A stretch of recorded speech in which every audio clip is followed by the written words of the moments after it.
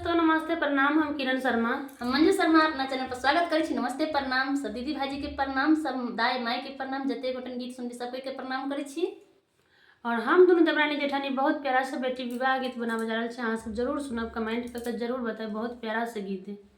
अखन तक खास कर विवाह के मौसम छै तो विवाह के गीत चले छै, तो के लाके विवाह के गीत बनावे छी। अहाँ सब जरूर सुनो, प्यारा से बात जरूर कमेंट करब गीत केहन लागल, अहाँ सबके नीक लागल कि नहीं लागल सेहो कमेंट करब। बहुत प्यारा सा गीत है, जरूर सुनब अहाँ सब।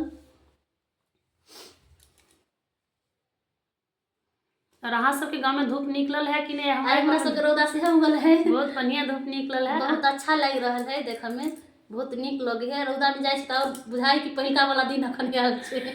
कम से कम बुझाए 20 दिन के बाद धूप एहन निकलल छथिन। बहुत नीक मौसम ही है हमरा सबके। और अहाँ सबके केहन मौसम है जरूर कमेंट बॉक्स में बताए। बहुत प्यारा सा गीतो है, गीतो बहुत सुंदर सुनावा जा रहा है। अहाँ सबके सुनबी जरूर और जरूर कमेंट करबी अहाँ सब गीत केहन लागल।